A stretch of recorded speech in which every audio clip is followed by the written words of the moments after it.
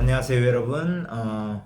오랜만에 고엘 성사학당을 저도 찾습니다. 그동안 선교하고 주로 이제 다른 채널에서 신학교 영어로 강의를 올리느라고 한국어를 오랫동안 한국어로 신학 강의를 올리지 못했습니다. 이제 지금은 2024년 10월 10일 제가 있는 곳은 미얀마 양곤의 따마인 무디다 콘도에서 이렇게 강의를 올리고 있습니다. 이제 여러 번에 걸쳐서 하나님 나라에 대해서 말씀을 드리고자 합니다. 하나님 나라 하면 성경 전반에 걸쳐서 가장 중요한 주제고 성경 전체를 아우를 수 있는 가장 큰 토픽이라고 말할 수 있습니다. 저로서는 하나님 나라가 가장 큰 주제다라고 말합니다. 왜냐하면 창세기부터 요한계시록까지가 바로 다 하나님의 나라에 대해서 이야기하고 있기 때문입니다. 그러면 하나님의 나라가 무엇인가? 그 하나님 나라 정의를 내리는 것이 중요하겠죠. 하나님의 나라가 무엇인가요? 혹시 하나님의 나라 그리고 천국 이것의 차이점을 아시나요? 들어는 보셨죠? 하나님 나라, 천국. 이렇게 대답하시는 분들이 많아요. 천국은 우리가 죽으면 가는 곳. 그리고 하나님 나라와 천국은 좀 다른 곳. 뭐 이런 정도로. 그리고 또 낙원? 낙원은 또 뭔가? 낙원은 이제 누가복음에서 나오는 표현인데 낙원은 뭐 천국 죽어서 천국 가기 전에 뭐 어떤 정거장 중간 간이역 정도의 개념으로 생각하는 분도 계신 것 같은데 사실은 이 세 가지가 다 똑같은 표현입니다. 유대인들은 하나님 나라의 그 하나님이라는 표현을 부르는 것을 두려워하기 때문에 하나님 나라를 바로 하나님은 하늘에 계시기 때문에 하늘나라라고 표현을 했고요. 그 낙원이라는 것은 바로 유대인들이 하늘나라에 대해서 얘기를 할 때 이제 뭐 1층천, 2층천, 3층천 이런 식으로 얘기를 하죠. 그리고 바로 낙원이라는 다른 이름으로 파라디소라는 그 파라다이스, 영어로는 패러다이스라는 표현으로 달리 부르곤 했습니다. 어쨌든 간에 이 하나님 나라는 그러나 우리가 생각하는 그런 죽어서 가는 장소적 개념이 아니라는 것을 먼저, 물론 그것을 아닌 것이 아니라 포함하고는 있지만 하나님 나라라고 했을 때 1차적인 의미가 바로 죽어서 가는 장소의 의미가 아니라는 겁니다. 성경이 말하는 의미를, 하나님 나라의 의미를 알려면 바로 시편 93편 1편 1절, 97편 1절, 99편 1절을 한번 보면 됩니다. 93편 1절을 보면 이렇게 나와 있습니다. 여호와께서 다스리시니 스스로 권위를 입으셨도다. 이렇게 나왔고요. 그래서 이 93편은 바로 저는 하나님 나라시라고 부르는데요. 여호와께서 다스리시니 이렇게 시작이 됩니다. 그리고 자 97편으로 가볼까요? 97편 1절 여호와께서 다스리시나니 땅은 즐거워하며, 여기서도 여호와께서 다스리시나니 이렇게 이런 표현으로 시작이 되고요. 99편 1절 여호와께서 다스리시니 만민이 뜰 것이요, 여기서도 역시 여호와께서 다스리시니 이렇게 시작이 됩니다. 모두 다 아도나이 말락으로 시작이 됩니다. 아도나이 말락. 아도나이는 바로 그 영어 번역으로 지호바, 그래서 아도나이 야훼, 이런 표현이죠. 바로 이스라엘과 언약을 맺은 하나님의 이름이 바로 여호와 아도나이입니다. 그래서 시편 기자들은 이렇게 93편, 99편, 97편 기자들이 이렇게 표현을 하고 있죠. 아도나이 말락, 아도나이께서, 여호와께서 다스리신다. 여기서 가장 잘 하나님 나라라는 것이 무엇인가를 표현해주고 있어요. 그것은 바로 하나님이 통치하심을 나타내는 겁니다. 그러니까 하나님의 나라 하면 우리 한국의 개념 그리고 현대인의 개념으로서 나라라고 했을 때 이제 뭐 country라는 의미는 그 영토적인 의미의 나라, 그리고 nation이라고 하면 어떤 민족의 의미가 있는 그 민족으로서의 나라의 개념이 있지만 하나님의 나라는 영어로 보면 kingdom of God에서 통치로서의 나라 개념을 생각하시면 됩니다. 그래서 하나님의 나라는 한마디로 하면 하나님께서 다스리심, 이것을 바로 하나님 나라라고 표현한 겁니다. 그러니까 뭐 하나님이 다스리신 곳 이것도 아니고 그냥 하나님의 다스리심, 하나님의 통치 이것을 바로 성경에서는 하나님 나라라고 표현을 했습니다. 바로 이 하나님 나라가 시작된 것이 바로 에덴이고요. 하나님께서 천지를 창조하셨을 때 에덴이고 이것이 하나님의 나라가 완성되는 것이 바로 요한계시록 21장, 22장에 보면 이제 새 예루살렘과 새 하늘과 새 땅, 새 예루살렘 그리고 새 하늘과 새 땅 그리고 새 에덴으로 이제 천지 창조 시에 그 에덴이 완전히 회복되는 것, 회복되고 그거보다 더 이상으로 완벽하게 되어지는 그것을 바로 하나님의 나라. 그래서 하나님이 예수 그리스도께서 통치하시는 그곳, 그 통치가 완벽하게 구현이 되는 곳, 이것을 바로 하나님의 나라라고 표현을 합니다.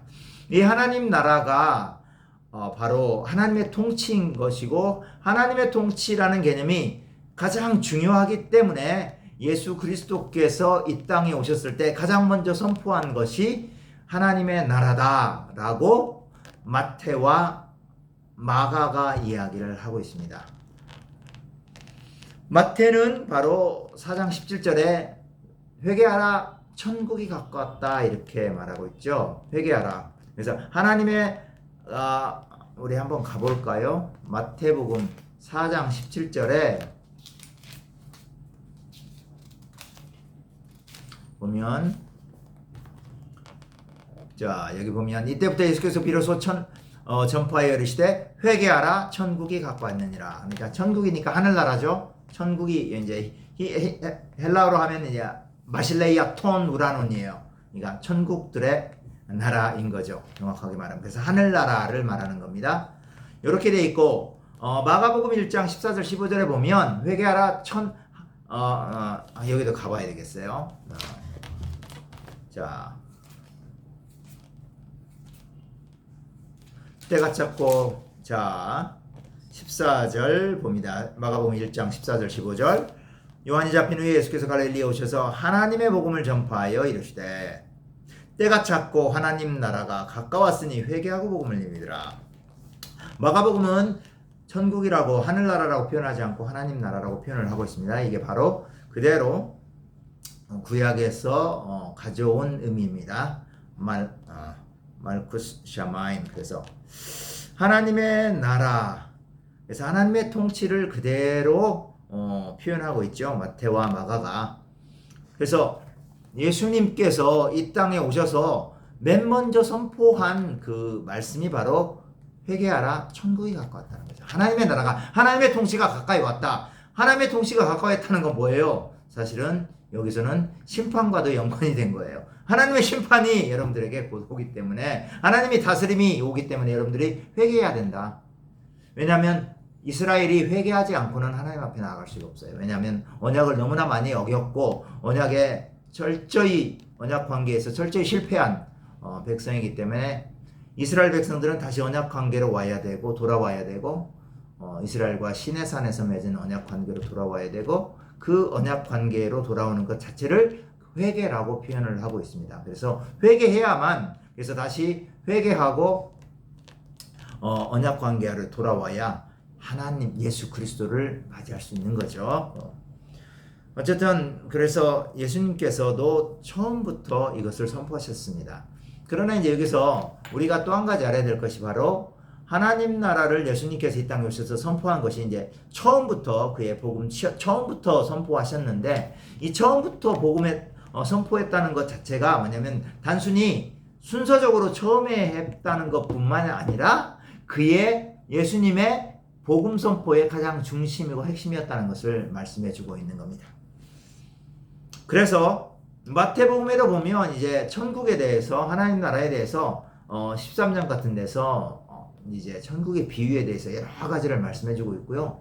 그 다음에 20장 넘어가면서도 천국의 비유에 대해서 여러 가지로, 하나님 나라의 비유에 대해서 여러 가지로 표현을 해주고 있고, 25장에 가더라도 보면 천국의 비유 3가지를 말씀해 주고 있죠. 예. 마태복음, 마가복음, 또 누가복음도 그렇고 하나님 나라 사상으로 가득합니다. 이제 다만 누가도 하나님 나라 사상, 하나님 나라를 굉장히 많이, 하나님 나라는 단어가 굉장히 많이 나오고요. 다만, 요한복음에서 하나님 나라라는 표현을 쓰기는 써요. 쓰기는 쓰지만, 예수님께서 하신 표현으로는 영생이라고 표현을 합니다. 영생 혹은 생명, 이렇게. 생명을 얻는다, 영생을 얻는다. 이게 바로 사실은 신적인 삶을 얻는다는 건데, 그 영생의 개념이 마태와 마가가 말한 하나님 나라의 개념, 누가까지 말한 하나님 나라의 개념과 서로 상응하는 비슷한 표현이라고 보면 됩니다. 하나님의 나라는 그래서 하나님께서 다스리고 하나님께서 통치하시는 것이죠. 그러면 하나님의 다스림에 대한 누군가 객체가 있어야 될 거 아니에요. 그건 누구냐면 구약에서는 이스라엘 백성이고요. 신약에서는 바로 교회입니다. 교회. 물론 시편 저자나 구약의 모든 선지자들이 전반적으로 얘기하는 거 보면 하나님은 아도나이 여호와는 모든 우주를 모든 이방 민족까지도 다 다스리시는 나라이지만 구체적으로 우리가 그 다스림의 관계에 있어서 볼 때 하나님께서 이스라엘을 다스리시고 그 다음에 신약 성경에 보면 예수 그리스도께서 이 교회를 다스리시는 것으로 표현을 하고 있습니다. 하나님의 다스림에 대해서 하나님의 통치에 대해서 인간들은 예수님을 믿는 사람들은 거기에 반응해야 되는 뭐라고 할까요? 반응해야 된다는 겁니다. 하나님의 다스리심을 받아들이는 거죠. 받아들이는 거. 그러니까 하나님의 다스리심을 거부하는 건 예수님을 믿는 게 아니죠. 그러니까 하나님의 다스림, 통치를 받는다는 건 무슨 의미가 있냐면 하나님이 우리의 왕이시고 예수 그리스도께서 우리의 왕이시라는 것을 이미 받아들이고 그 하나님 예수님의 통치에 대해서 우리가 순복하겠다, 순종하겠다. obedience, 순종을 통해서 하나님의 백성으로서의 정체성을 유지한다는 거죠. 그러니까 하나님은 다스리고 우리는 그 하나님의 다스림에 복종하고 순종하는 겁니다. 그리고 그에 대해서 경배하고 찬양하는 겁니다. 이게 바로 하나님의 나라인 것입니다. 그래서 신약 성경에 보면 하나님의 나라와 하나님의 나라를 어떻게 표현하냐면 하나님 편에서는 하나님의 나라, 하나님의 통치고요. 인간 편에서는 제자도라고 표현할 수 있습니다. 예수님을 따르는 데 있어서 요구되는 태도, 삶의 모습 이런 것들을 제자도라고 하는데요. 그러니까 예수님께서 우리를 다스리시잖아요. 그러면 예수님의 다스림에 대해서 우리가 그를 따라가는 거죠. 예수님을 따라가는데 그것을 바로 제자도라고 합니다. 그래서 신약 성경에서는 그 하나님의 통치, 예수님의 통치에 대해서 우리 인간들의 반응의 모습은 바로 제자도라는 것을 통해서 나타나고 있습니다. 그래서 마태도 제자도의 모습을 보여주고 있고요. 마가도 그렇고요. 누가복음도 있고 그렇고 요한도 다 약간씩 다른 제자도의 모습을 보여주고 또 공통적인 모습도 보여주고 있습니다.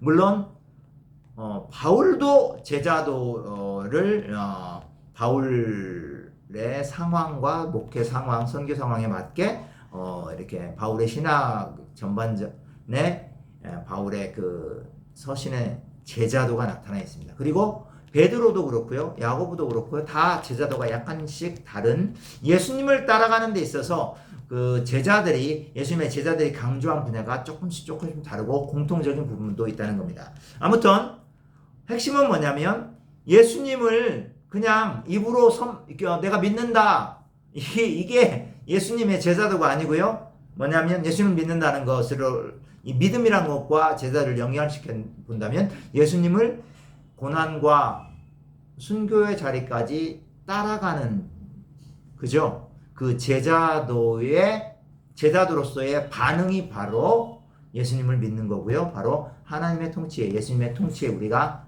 나아가고 반응하는 겁니다.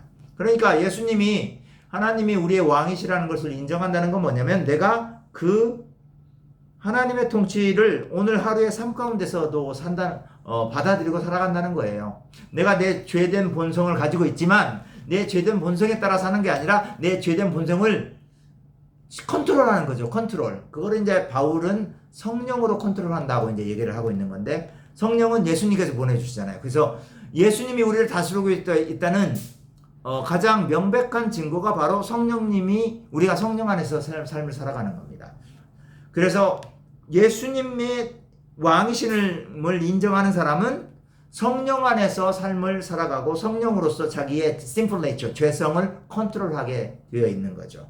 그래서 이 성령과 함께 살아감으로 말미암아 내가 예수 그리스도의 제자로서 예수님을 왕으로 모시고 내가 내 뜻을 따라서 살아가는 것이 아닌 예수님의 뜻을 따라 하나님 아버지의 뜻을 따라 살아감으로 하나님의 나라가 나의 삶 가운데 이루어지는 거고요. 그게 이제 다 여러 면에서 다 적용이 됩니다. 저같이 이제 목사이고 선교사인 사람은 선교 사역에서도 적용이 되고 그리고 가정에서도 적용이 되는 겁니다.